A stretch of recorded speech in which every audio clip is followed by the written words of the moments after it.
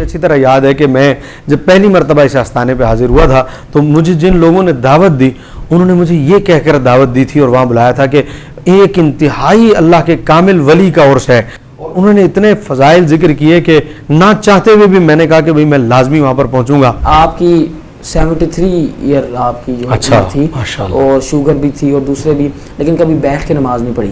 اچھا، کبھی بیٹھ کے نماز نہیں یہ پڑھی۔ تو حضرت بڑے آج کل کے لوگوں کے لیے تو یہ بڑا میسج ہے، یہ تو 1 to 5 سٹارٹ کر کے آتے ہیں ہونڈا اور اس کی کک بھی خود مارتے ہیں اور حضرت چل کے آتے ہیں اور میں دیکھتا ہوں کہ آ کے وہ کرسیوں پہ نماز پڑھ رہے ہیں۔ یہ تو بہت بڑا میسج ہے۔ حضرت صاحب نے کبھی بیٹھ کے نماز نہیں پڑھی۔ آخری جو آپ کا 1 مہینہ تھا شدید علالت کے اندر، وہ میں نے کچھ دنوں پہلے ایک تصویر بھی دیکھی تھی وہ جو فیس بک پہ آئی تھی۔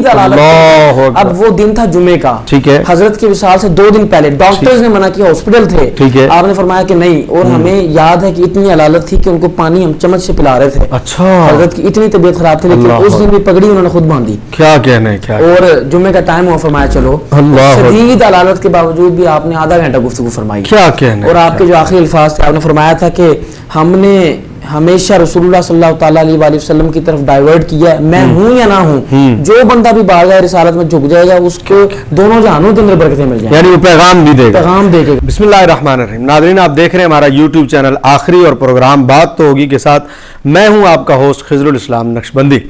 ناظرین، آپ نے دیکھا کہ بہت بڑے بڑے آستانے اور بہت بڑے بڑے ہمارے مشائخ جو ہے وہ اپنے آستانوں دور میں کام کرتے ہوئے گزر گئے، اور انہوں نے اپنے دور میں اپنا سوشل میڈیا بھی نہیں تھا، اور بالکل اس وقت جدید جو آج سیٹلائٹ کا نظام ہے اور جو مواصلاتی نظام ہے یہ بھی نہیں تھا، لیکن انہوں نے اپنا پیغام الحمدللہ دور دور تک پہنچایا اور ان کی آواز جو ہے وہ دنیا کے کونے کونے میں پہنچی۔ وہ آستانے آج بھی قائم و دائم ہیں، اور ان آستانوں پر آج سجادہ نشین بھی موجود ہیں، اور سجادہ نشین حضرات جو ہے وہ جب بات کرتے ہیں وہ یہ کہتے ہیں، بات کرتے ہوئے ان کا انداز یہی ہوتا ہے کہ ہمارے بڑوں نے بہت بڑا کام کیا، ہمارے بڑوں نے بہت بڑا کام کیا۔ سوال یہ کہ بڑوں نے تو بہت بڑا کام کیا اور بڑے تو بہت بڑا کام کرتے ہیں اور بڑوں نے کیا، لیکن ہم یہ سوال کرنا چاہتے ہیں کہ آج بڑوں کے کام کے بعد اب موجودہ دور میں جو آستانوں پر سجادہ نشین ہیں انہوں نے کیا کام کیا؟ کیا وہ اپنے مشائخ کے نام کو اسی طرح قائم اور دائم رکھے ہوئے ہیں، زندہ کر رہے ہیں اپنے مشائخ کے نام کو جیسا کہ مشائخ کا کام تھا، یا پھر الامان الحفیظ جو دیکھنے میں آیا ہے کہ مشائخ کے آستانوں پر جو ہے الیاذ باللہ جو سجادہ نشین جو ہیں وہ کتے پال رہے ہیں، اور وہ کہتے ہیں جی یہ کتا جرمن سے آیا ہے، یہ کتا جو ہے وہ امریکہ سے آیا ہے، یہ کام آستانوں پر ہو رہا ہے۔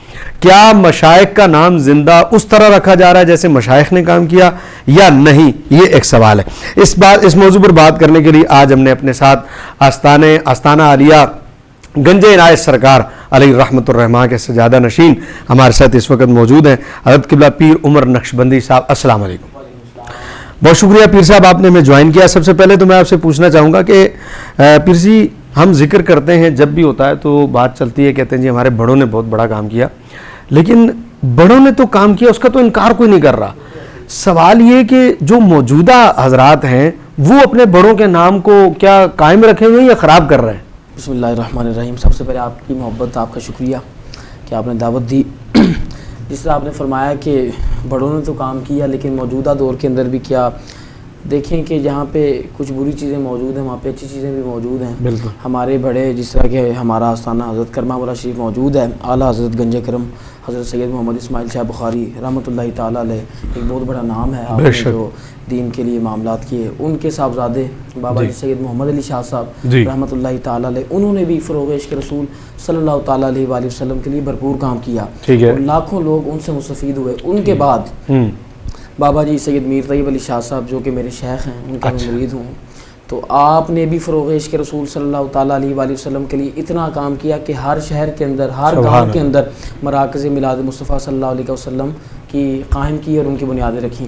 بس آپ یہ فرماتے تھے کہ جن کے نام پہ ہم چیزیں کما رہے ہیں، اگر ہم انہی کے مشن کو لے کے اپنے معاملات درست کر لیں تو انشاءاللہ دونوں جہانوں کے اندر ہماری خیر ہی خیر ہے۔ سبحان اللہ۔ جس طرح قبلہ آپ نے اپنے مشائخ کا ذکر کیا، اس وقت روئے زمین پر بڑے بڑے آستانے ہیں، میں نام ان کا نہیں لیتا، لیکن میں دیکھتا ہوں کہ جس طرح آپ نے اپنے بزرگوں کا نام لیا، واقعتاً کچھ آستانے ایسے ہیں کہ جہاں ان کے سجادہ نشین حضرات نے وہ کردار ادا کیا ہے.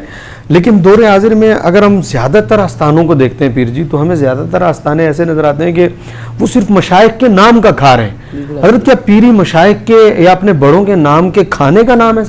بالکل ایسا نہیں ہے. جس طرح میں نے پہلے عرض کی کہ پیری مریدی جو اصل چیز ہے، ہمارے شیخ سے کسی نے پوچھا کہ حضور پیر ہوتا کون ہے؟ آپ نے فرمایا کہ بندہ جتنا بڑا نبی علیہ الصلوۃ والسلام کا غلام ہوگا اتنا بڑا ہی وہ پیر ہوگا اور اللہ تعالیٰ کا ولی ہوگا. اور ہمارے قبلہ حضرت صاحب رحمۃ اللہ تعالیٰ علیہ سے کسی نے ویسے ہی یہ ایک مزاح کے اندر نجی گفتگو کے اندر بات کی کہ حضور جو پیر حضرات ہیں ان کے ہاتھ بڑے نرم ہوتے ہیں، ان کا رنگ بڑا گورا ہوتا ہے. تو آپ نے فرمایا کہ جنہوں نے ساری دن اور ساری راتیں اسی کے اندر بیٹھنا ہے اور نہ انہیں نماز کا پتہ نہ کسی چیز کا پتہ اور دیسی مرغیاں انہوں نے کھانے تو ان کے ہاتھ بھی نرم ہونے اور چہرے کے اوپر بھی ان کا وہ سفیدی وہ چونے کی طرح آ جانی ہے. تو آپ فرماتے تھے اصل کام یہ ہے کہ اپنے اسلاف، جس طرح ہم ایک جگہ گئے ایک مزار شریف کے اوپر، تو علامہ صاحب وہاں کی صورتحال یہ تھی.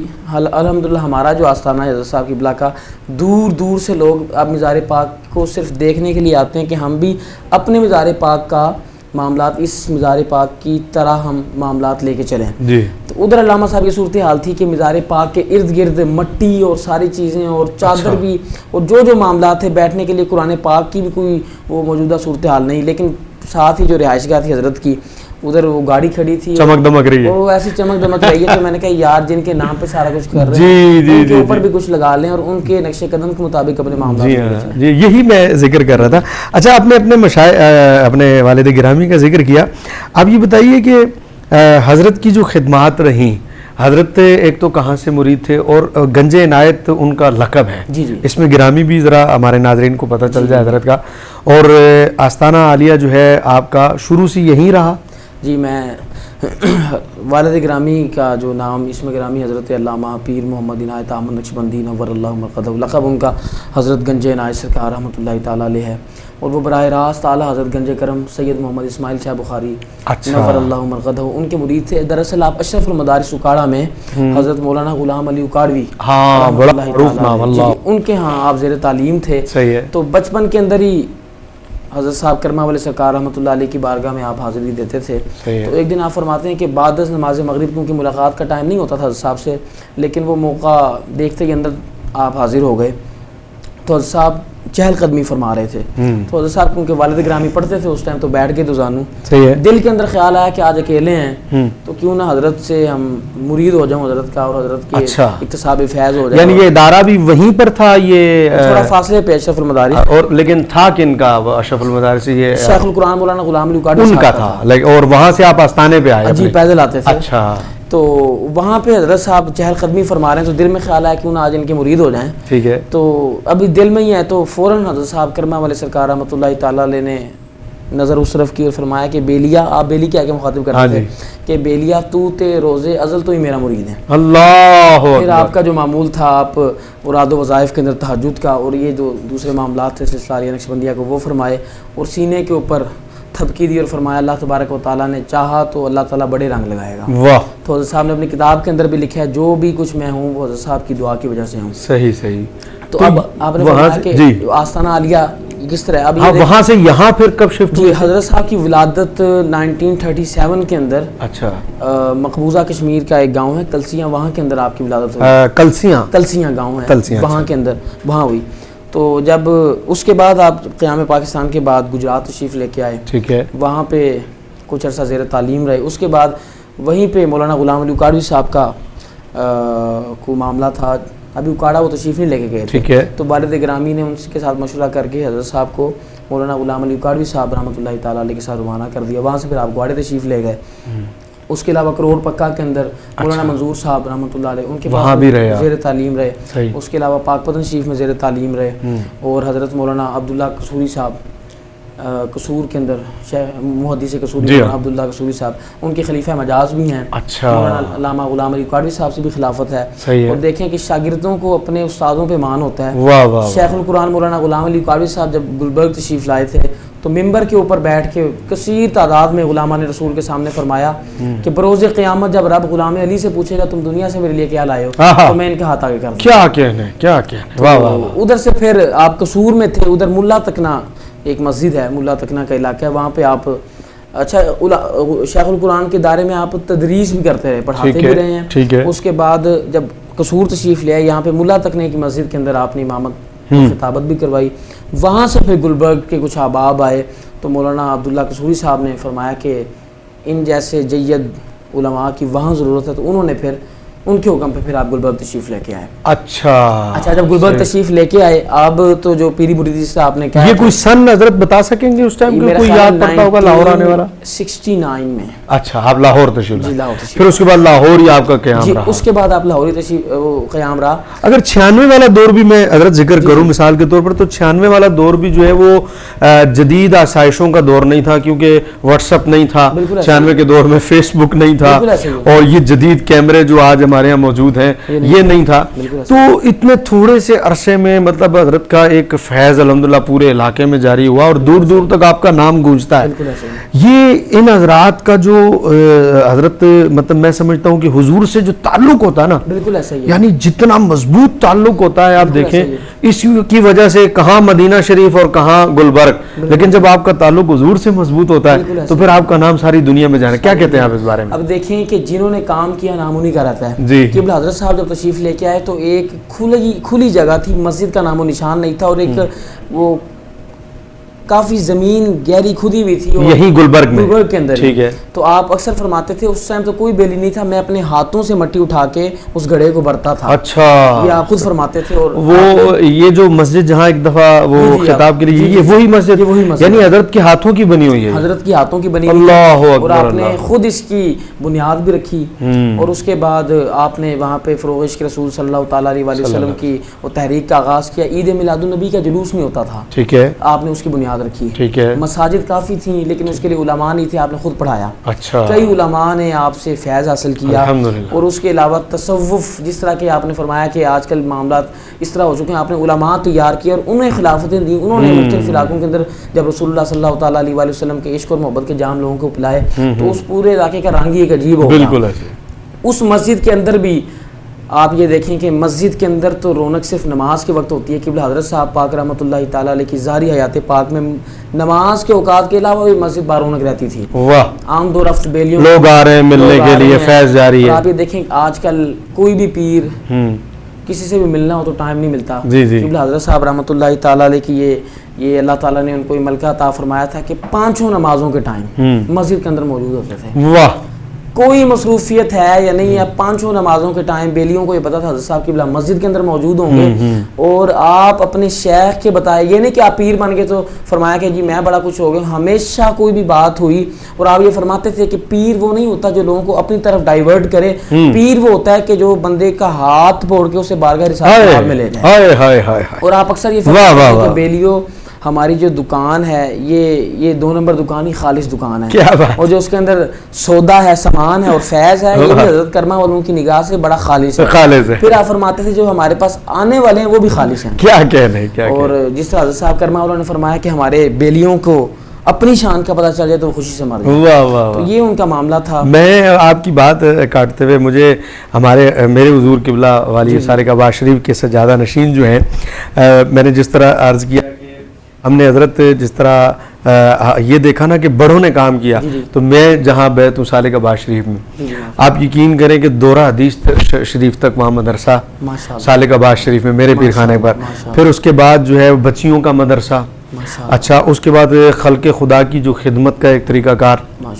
اچھا اسی طرح اگر آپ دیکھیں کہ وہاں پر جو اس وقت یعنی 2 مساجد اور ایک مسجد اشرف نے خود بنائی, اور پہلے حضور نے میرے حضرت نے اللہ کا گھر بنایا, اور مطلب اس وقت آج سے بہت پہلے یعنی اس وقت 1.5-2 کروڑ روپیہ لگا تھا, اب تو نئی تعمیر تو بہت زیادہ کروڑوں میں ہوئی ہے.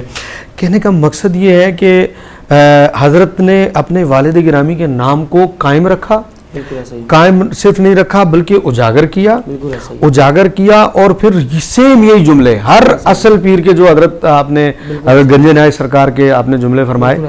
میرے حضور فرماتے ہیں کہ ہمارے حضرت فرمایا کرتے تھے, یعنی بڑے حضرت میرے دادا مرشد ہوئے والی سالک آباد شریف, آپ فرماتے تھے کہ سالک آباد شریف آئے تو سالک آباد شریف کی سڑک مدینے تلک, اور پھر آپ فرماتے تھے کہ وہی بالکل سیم جملے ہیں کہ حضرت فرماتے تھے آؤ تے میرے ہاتھ دیو کہ تساں ہاتھ رسول اللہ دی بارگاہ پیش کرا.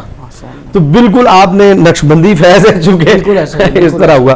اچھا میں پوچھنا چاہوں گا حضرت یہ بتائیے گا کہ 1 نمبر پیر بننا آسان ہے یا 2 نمبر پیر بننا آسان ہے؟ اچھا اب اس میں آپ کو دنیاوی مثال بھی دوں گا جی. اور یہ کیونکہ یہ مومن کے لیے جو دنیا ایک قید خانہ ہے، جی. آگے کے جو معاملات ہیں وہ بھی آج کل کے دور کے اندر کئی لوگوں کو ہو سکتا ہے یہ بات بری لگے، سب سے آسان کام جو لوگوں نے سمجھ لیا ہے کہ لمبے بال بندہ رکھ لے، ہاتھ میں کڑا پہن لے اور اپنے گھر کے باہر ایک بورڈ لگا دے، اس کے اوپر چاہے پاکان امت کا نام لکھا ہو، تو اپنی ایک دکانداری وہ شروع ہے اور لوگ نذرانے بھی دے رہے ہیں. اور مزیدار بات یہ ہے کہ جو شیخ نماز کی طرف لوگوں کو ترغیب دلوائے اور جو یہ کہے کہ جس سے حضرت صاحب رحمۃ اللہ تعالی علیہ کے پاس کوئی وظیفہ کسی نے کہا حضور اسم اعظم کیا، آپ نے فرمایا بیلیو درود شریف اسم اعظم ہے. کیا بات ہے. اور حضور علیہ الصلوۃ والسلام کی محبت کے اندر درود شریف پڑھا کرو صلی اللہ علیہ حبیبی محمد علیہ وسلم. اب جن لوگوں نے نہ جنہیں دین کا پتہ ہے نہ کسی اور معاملات کا پتہ ہے، جب لوگ ان کے پاس آتے ہیں اور وہ اپنی دکانداری چمکاتے ہیں، نذرانے بھی وصول کرتے ہیں، تو سمجھتے ہیں کہ پتہ نہیں یہ کتنے پہنچی ہستی ہیں، لیکن در حقیقت اس طرح کوئی بھی نہیں. لیکن اس میں پیر جی ایک اور بھی تو بات ہے نا، دیکھیں آپ نے جس طرح ذکر فرمایا جہاں ایسے 2 نمبر پیر لوگ موجود ہیں، جس طرح آپ نے کہا کہ بھائی بال رکھ لیے، کڑے پہن لیے اور وہ پاکان امت کا ہی بے شک نام لکھ کے لگا لیا، لیکن سوال یہ ہے پیر جی کہ ان لوگوں کو جو پیر مان رہا ہے، بالکل ایسا ہی ان کی دکانداری اگر چل رہی ہے تو ان کی وجہ سے چل رہی، تو وہ ان لوگوں کی اصلاح ہم کیسے کر پائیں گے؟ کیا طریقہ کار ہوگا؟ آپ کی بہت اچھی بات ہے. یہ جو ان لوگوں کی یہ حرکت ہے کہ وہ ان لوگوں کو مان رہے ہیں، وہ دین سے اور علم سے دوری کی وجہ سے ہے. قبلہ حضرت صاحب رحمۃ اللہ تعالی علیہ اکثر فرماتے تھے کہ علم حاصل کرنے کی ذمہ داری نہ پوری کرنا بھی ایک بہت بڑا گناہ ہے اور اس کی بھی پوچھ ہونی ہے. یہ علماء سے دوری کی آج کل لوگوں نے کہہ دیا جی جو صوفی ہے وہ عالم نہیں ہے، جو عالم ہے وہ صوفی نہیں ہے. ہاں یعنی یہ بھی ایک کیٹیگری پیدا کرا دی ہے. یہ جو سے لوگ ہیں یہ اس طرح کرنے والے، حضرت صاحب قبلہ خود عالم دین بھی تھے، ساری زندگی جمعے کے خطبے آپ نے خود ارشاد فرمائے اور نمازیں بھی خود پڑھاتے تھے اور دوسرے معاملات بھی آپ خود کرتے تھے. ہم نے تو الحمدللہ پاکان امت کی بھی زیارت کی ہے، اس دور کے اندر بھی کی ہے، لیکن لوگوں نے کم از کم غوث اعظم رضی اللہ تعالیٰ عنہ کی سیرت کو تو پڑھا ہے نا، حضرت داتا علی اجویری رحمۃ اللہ تعالیٰ علیہ کی سیرت تو علماء سے سنی ہے نا، تو کم از کم اس تناظر میں تو دیکھ لیں کہ کیا ہم جس کے ہاتھ چوم رہے ہیں کیا وہ ان کے نقش قدم پہ ہے. کیا بات ہے. کیا رسول اللہ صلی اللہ تعالیٰ علیہ وسلم کا اتنے ہی لوگوں کو دیکھ لینا چاہیے. یہ بات آپ کی حضرت بہت قابل ذکر ہے کہ آپ جس کو پیر مان رہے ہیں. ناظرین یہ بات میں پیر صاحب کی آگے بڑھاؤں گا کہ یہ بالکل سمجھنے والی بات ہے کہ جب آپ ان کے بڑے والد کے نام پر یا بزرگوں کے نام پر اس آستانے پہ آئے ہیں تو آ کر جب آپ ان کا ذکر سنتے ہیں اور انہی کی زبانی سنتے ہیں کہ ہمارے بڑے جو ہے یہ کیا کرتے تھے، تو کم از کم آپ یہ تو دیکھیں کہ جو ان کے سجادہ نشین ہیں اس وقت کیا وہ بھی ان کے نقش قدم پر ہیں کہ نہیں. یہ ایک بڑی قابل ذکر بات ہے. جس طرح کہ پیر جی میں ایک چھوٹی سی آپ کی بات کرتا ہوں کہ اب مثلا مولانا خادم حسین رضوی کو لے لیں، مطلب علیہ رحمہ، ان کے آپ اگر ہم دیکھیں کہ جی ہم یہ کہیں جی انہوں نے یہ کیا، انہوں نے یہ کیا، انہوں نے یہ کیا، اور اگر ہم دیکھیں کہ ان کے بچے جو ہے وہ یہ تو بتائیں آ کر مائک پہ کہ جی انہوں نے یہ کیا، انہوں نے یہ کیا، اور خود بچے جو ہے وہ کام نہ کریں، تو اگر وہ انہوں نے یہ کیا تو آج ان کے بچے بھی ہیں انہیں کے نقش قدم پر چل رہے ہیں، جیلیں بھی انہوں نے کاٹی ہیں، تکلیفیں بھی انہوں نے کاٹی ہیں. تو یہ بات حضور بہت اہم ہے. آپ کچھ کہنے والے تھے. اور دوسری بات ہمارے اسلاف سے جو ہمیں طریقہ ملا، آج کوئی بندہ ہاتھ چوم لے یا تھوڑی سی فین فالوئنگ بڑھ جائے تو وہ سمجھتا ہے کہ میں کس مقام پہ پہنچ گیا ہوں. قبلہ حضرت صاحب رحمۃ اللہ تعالیٰ علیہ اللہ کے بہت بڑے ولی تھے، لیکن کوئی حافظ قرآن آتا تھا اس کا اتنا احترام کہ اس کے لیے مصلی چھوڑ دیتے تھے. کیا کہنے. اور اکثر فرماتے تھے کہ حافظ جی تسی نماز کراؤ، ہو سکتا ہے تھوڑی ہوئے تو میری بخشش ہو جائے. اللہ پیچھے کروں گا گنجے نائے سرکار. جی حضرت صاحب واہ واہ واہ. حافظ قرآن کو آگے کھڑا کرتے تھے اور فرماتے تھے ہو سکتا ہے تمہاری وجہ سے میں بخشا جاؤں. کیا کہنے. یہ ان کی تھی اور عز اور انکساری اتنی. حضرت یہ کتنا مشکل ہوتا ہے یہ نفس مارنا ہے. عالم بھی ہو، پھر پیر بھی ہو، صوفی بھی ہو. آج کل تو حضور پورا ہاتھ نہیں ملاتے لوگ. نہیں ملاتے. یہ کیا وجہ کیا ہوتی ہے حضرت؟ یہ کیوں اس طرح پیدا ہو جاتی ہے؟ یہ کیا وجہ؟ کی سیرت کو نہیں پڑھا. حضرت صاحب فرماتے تھے ہم جن کو بیان کرتے ہیں ہم ان کو دیکھتے بھی ہیں. یہ چیز انہوں نے اب دیکھیں مسجد سے ایک دفعہ حضرت صاحب قبلہ باہر نکل رہے ہیں تو ایک گٹر صاف کرنے والا بندہ وہ گٹر صاف کر رہا تھا تو وہ پیچھے ہو گیا. صحیح ہے. تو حضرت قبلہ نے ایک جگہ جانا تھا، جب وہ پیچھے ہوا فرمایا پیچھے کیوں؟ اس نے کہا جی میرے کپڑے خراب ہیں. آپ نے اسے قریب کر کے سینے کے ساتھ لگا دیا. کیونکہ وہ مسلمان تھا، رسول اللہ کا غلام تھا. ہمیشہ فرمایا کہ ضرور ڈٹ جانا اس بندے کے آگے جو رسول اللہ کا غدار ہے. جو رسول اللہ صلی اللہ علیہ وسلم کا غلام ہے، آپ بے انتہا محبت کرتے تھے، کیا بات ہے، کیا بے انتہا شفقت فرماتے تھے. یہ بات آپ کی حضور بہت مجھے پسند آئی. آپ نے کہا کہ وہ انہوں نے رسول اللہ کی سیرت کو نہیں پڑھا. جو لوگ اپنے آپ سے دور کرتے ہیں نا لوگوں کو.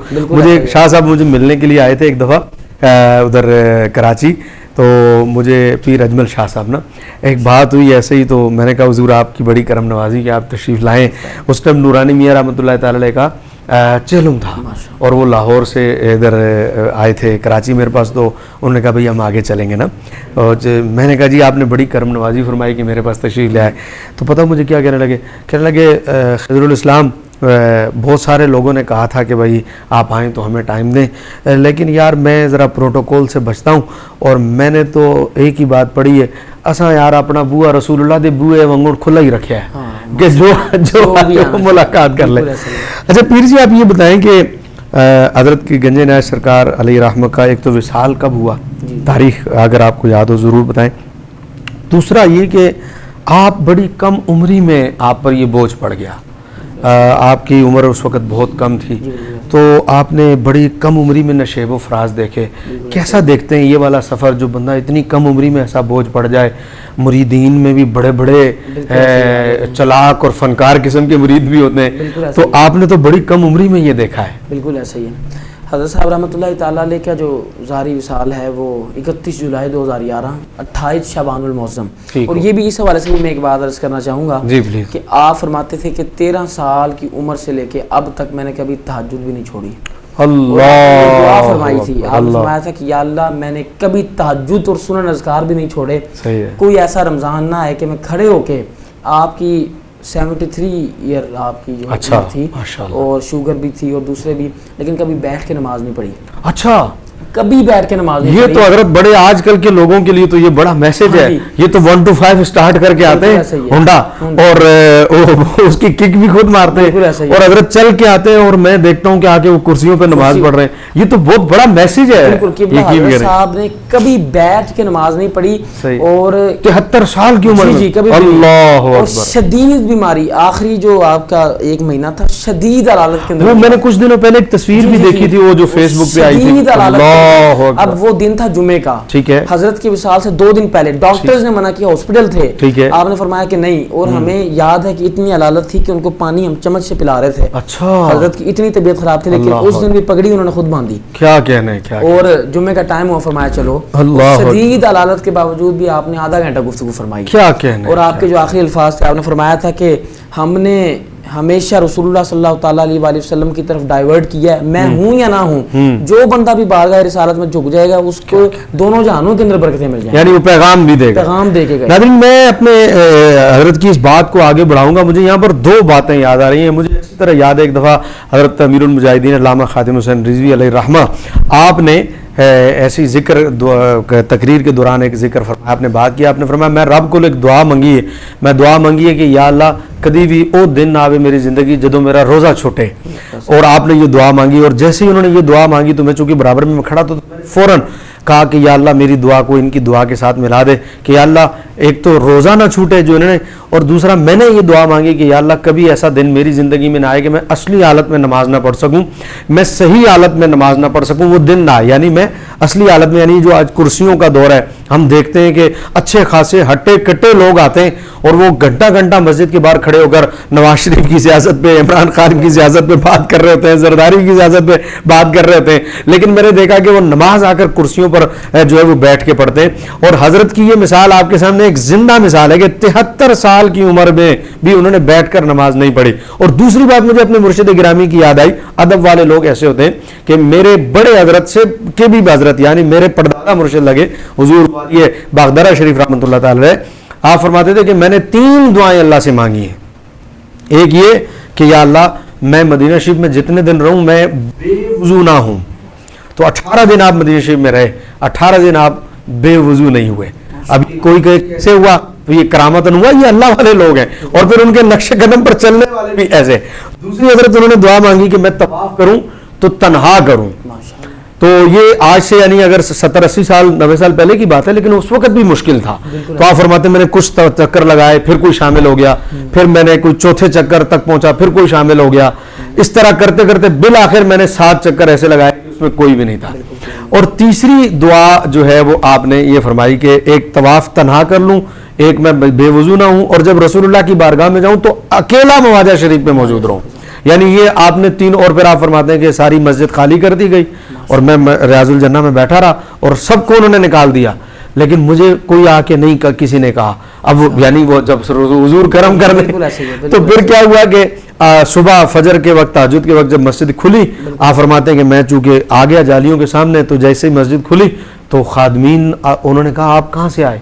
तो मैंने कहा मैं तो ये रियाजुल जन्ना में बैठा होता, बस वहां से आया हूँ। तो वो आगे बढ़े हाथ चूमने के लिए कि आपको रसूलुल्लाह ने खड़ा किया है, तो फरमाया मैं पीछे हटा के भाई हाथ मत चूमो, हुजूर सामने है। तो हुजूर ये वाली बात जो है बिल्कुल जो आपने दूसरे 2 नंबर अफराद की बात की, ये हमारा तवक्कल, हम कहते तो हैं कि हम रसूलुल्लाह के गुलाम हैं, लेकिन अगर हमारा यकीन ये हो कि रसूलुल्लाह हमें देख रहे हैं तो कभी भी ऐसी हरकत ना करें। कि साहब रहमतुल्लाह ताला अलैह के, क्योंकि वो मेरे वालिद गिरामी भी हैं, मुझे पता है, एक हजरत मेरे पास आए, वो कहते हैं कि मेरा जो कमरा है जहाँ मैं सोता हूँ किताबों से भरा हुआ है। सही है। और मैं उनके कमरे में किताबें आगे भी पीछे भी, दरमियान में वो आराम फरमाते हैं। तो अभी बीमार है, अल्लाह ताला उन्हें शिफा याब फरमाए, लेकिन वो कहते हैं कि मैं इधर सोता हूँ। तो वो कहते हैं आपके वालिद गिरामी का क्या था? हजरत साहब का मुतालिया बहुत ज़्यादा था, आप पढ़ाते भी थे, हदीस पाक के इसबाक भी उलमा ने पढ़े आपसे।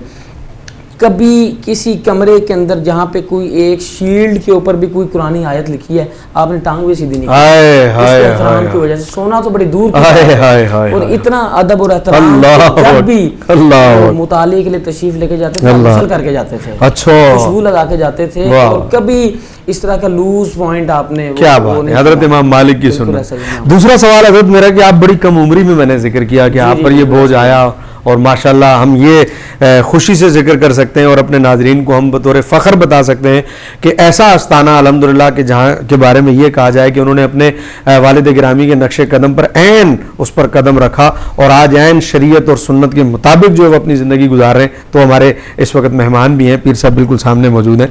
तो हजरत क्या कहते हैं कि बड़ी कम उम्री में बोझ आया आप पे? ये हुजूर उस टाइम मेरी उम्र 6-7 साल थी, बहुत कम उम्र थी, और हजरत साहब का विसाल हो गया। तो उसके बाद आपको पता है कि जिस तरह होता है कि खानकाही मामलात डिस्टर्ब हो जाते हैं और लोग बिखर जाते हैं, बिल्कुल, लेकिन वो काफ़ी उसमें मसाइल भी आए, लेकिन अल्हम्दुलिल्लाह वो सारा अरसा रसूलुल्लाह की निगाह करम से बड़ी, वो जल्दी से, अब तो हम वो काफ़ी सख्त था, लेकिन अब हम समझते हैं कि बड़ी जल्दी से गुजर गया। क्या बात। अब की मौजूदा सूरत हाल ये है कि ये मैं अपना फ़ख्र समझता हूँ कि मैं, ये फ़ख्र है मुझे कि मैं उनका बेटा हूँ, वो मेरे शेख भी हैं, सब कुछ हैं, लेकिन मैंने कभी इस बात के ऊपर मुतकब्बिराना अंदाज नहीं अपनाया। आज भी 5 अफराद मैंने ऐसे रखे हैं, मैंने वो एक उस्ताद भी हमारे, मैं क्या जी कभी मैं कोई ऐसा अमल करूं जो कि मेरे बड़ों के खिलाफ हो, आपने फौरन मुझे टोकना। कभी भी कोई ऐसा अमल हो जो शरीयत के खिलाफ हो, आपने मुझे टोकना है, और ये नहीं समझना है ये पीर ज़्यादा नहीं, हम तो रसूलुल्लाह के गुलाम हैं, क्या कह रहे हैं। तो अगर हम उनके नक्शे कदम के मुताबिक आसानी को लेकर चलेंगे तो अल्लाह तबारक व तआला बड़ी इज़्ज़तें अता फरमाएगा। फिर सब आखिरी सवाल आपसे ये है कि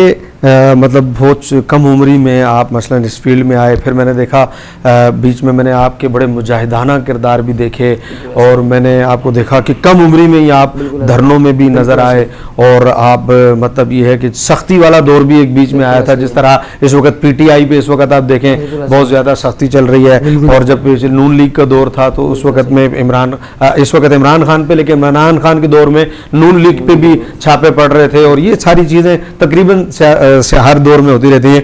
तो आप उस वक्त जो है वो धरनों में भी नज़र आ रहे हैं नामूस रिसालत के, और आप जो है वो ख़त्म नबूवत के काम काज में भी। तो क्या कम उम्री में आपका सामना कभी इस चीज़ से हुआ कि मुरीदीन ने कहा हो कि, या कहा हो अपना खुलाफा ने कहा हो कि हज़रत केड़े काम में पै गए हो, छड्डो इस काम नू, और फिर आपने आगे हुजूर की नामूस पर पहरा देने के लिए आप खड़े रहे हो? जैसे अभी आपने कहा कि हुजूर का करम है कि वो कठिन दौर गुजरा जो आपने अपना दौर बताया, तो क्या इस मामले में भी आपको कोई परेशानी का सामना हुआ?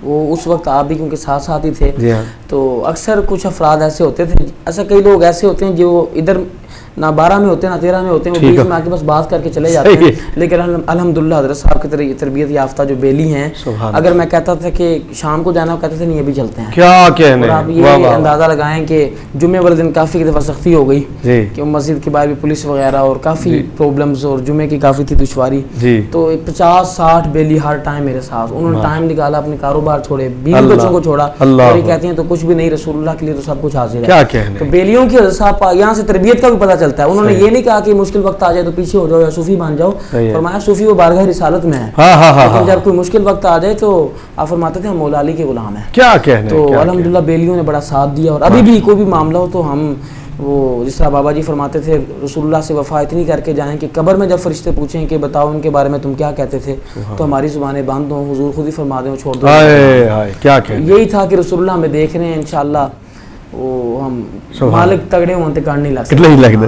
حضرت صاحب کا کوئی ادارہ بھی تھا حضور, جس طرح آپ نے بتایا کہ انہوں نے پڑھایا بہت زیادہ علماء کو, حضرت صاحب نے کوئی ادارہ بھی قائم کیا تھا؟ حضرت صاحب رحمۃ اللہ تعالیٰ نے اپنی ظاہری حیات پاک میں مسجد کے اندر ہی علماء کو پڑھایا, کیونکہ وصال کے بعد وہ معاملہ جس طرح میں نے آپ کو کہا ہے. ابھی ہم نے الحمدللہ ترمذی شریف کا درس بھی آسان عالیہ پہ شروع کیا ہے, الحمدللہ بھی ربیع النور شریف کے بعد ہمارا پورا پروگرام ہے کہ ایک باقاعدہ ادارہ بھی وہ شروع کیا جائے. انشاءاللہ وہ اب ہم کریں گے, آغاز کریں گے. ناظرین آپ نے ہمارے مہمان حضرت قبلہ پیر محمد عمر نقشبندی صاحب آستانہ عالیہ گنج عنایت سرکار کے آپ سجادہ نشین ہیں. آج ہماری خوش نصیبی کہ آپ تشریف لائے اور آپ نے اپنے والد گرامی اور اپنے شیخ کامل کے بارے میں جو گفتگو فرمائی, آپ نے اس گفتگو کو سنا. مجھے اچھی طرح یاد ہے کہ میں جب پہلی مرتبہ اس آستانے پہ حاضر ہوا تھا تو مجھے جن لوگوں نے دعوت دی انہوں نے مجھے یہ کہہ کر دعوت دی تھی اور وہاں بلایا تھا کہ ایک انتہائی اللہ کے کامل ولی کا عرس ہے, اور انہوں نے اتنے فضائل ذکر کیے کہ نہ چاہتے ہوئے بھی میں نے کہا کہ بھئی میں لازمی وہاں پر پہنچوں گا. میں وہاں پر پہنچا اور بطور نقش بندی چونکہ میں نے وہاں پر پہنچ کر دیکھا تو مجھے ایک روحانیت جو ایک نقش بندی ہونے کے ناطے مجھے وہاں پر محسوس ہوئی, تو مجھے اس سے یہ واضح طور پر معلوم اور محسوس ہوا کہ یہاں پر اس مزار میں جو ہستی موجود ہے وہ ایک اللہ کے کامل ولی ہیں. میری دعا ہے کہ اللہ تعالیٰ ان کا فیض اور بڑھائے اور ان کے سجادہ نشین اور ان کے فرزند ارجمند حضرت قبلہ پیر عمر نقشبندی صاحب الحمدللہ عین ان کے نقش قدم پر چل رہے ہیں. اللہ آپ کا فیض اور بڑھائے اور ساری دنیا میں آپ کا جو ہے وہ نام ہو, اور جس طرح آپ کو اللہ نے عاجزی کا پیکر بنایا ہے اپنے والد گرامی کے نقش قدم پر چلتے ہوئے, آپ آگے چل کر بھی اسی طرح عاجزی کا پیکر رہیں اور آپ کا دروازہ حضور علیہ الصلوۃ والسلام کے دروازے کی طرح ہر آنے والے سائل کے لیے کھلا رہے. اپنے میزبان خضر الاسلام کو دیجیے اجازت, پھر ملیں گے اگلے پروگرام میں.